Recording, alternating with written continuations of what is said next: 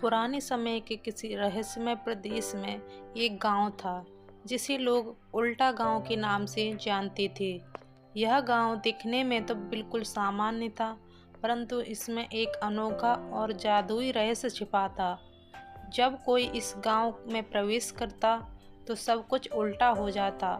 लोग उल्टा चलते थे, पेड़ की जड़ें ऊपर और टहनियाँ नीचे होती थीं। यहाँ तक कि पानी भी नीचे से ऊपर की ओर बहता था। गांव में एक युवा लड़का रहता था जिसका नाम रामू था। रामू हमेशा से यह जानना चाहता था कि उसके गांव की यह अद्भुत स्थिति क्यों है। उसकी मदद के लिए हमेशा उसके दोस्त चिंकू और मुन्नी तैयार रहते थे। तीनों मिलकर गांव के रहस्य का पता लगाने का निश्चय किया। एक दिन जब रामू, चिंकू और मुन्नी गांव के पुराने पुस्तकालय में असाधारण किताबें पढ़ रहे थे, तब उन्होंने एक पुरानी पांडुलिपि पाई। यह पांडुलिपि गांव के हर चीज़ को समझ सकती थी। पांडुलिपि ने बताया कि गांव के इस उल्टेपन का कारण एक प्राचीन जादू था, जिसे सदियों पहले एक जादूगर ने गांव पर डाला था। जादूगर ने यह जादू इसलिए किया था क्योंकि गांव वालों ने उसे अपमानित किया था। पांडुलिपि में लिखा था कि अगर जादू को खत्म करना है तो उल्टी पहाड़ी की गुफा में छिपे हुए जादुई क्रिस्टल को सही क्रम में रखना होगा। यह सुनकर बच्चों ने उस क्रिस्टल को ढूंढने का निर्णय किया। अगली सुबह तीनों दोस्तों ने उल्टा पहाड़ी की यात्रा शुरू की।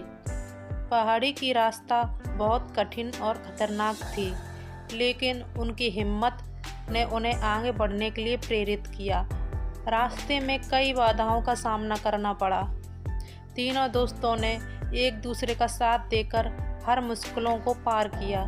अंत में वे पहाड़ी की चोटी पर पहुंच ही गए, जहां एक गुफा थी। गुफा के अंदर बहुत सारे क्रिस्टल थे, लेकिन उन्हें सही क्रिस्टल चुनना था जो जादू को तोड़ सके।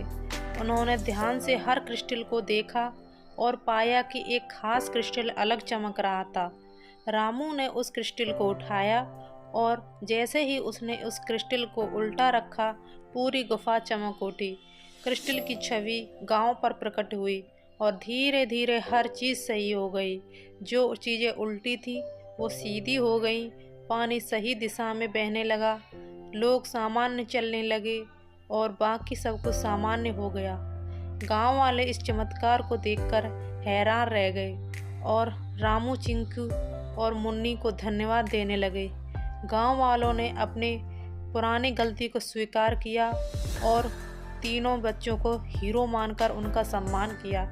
स्टोरी अच्छी लगी हो तो लाइक करें, शेयर करें, सब्सक्राइब करें।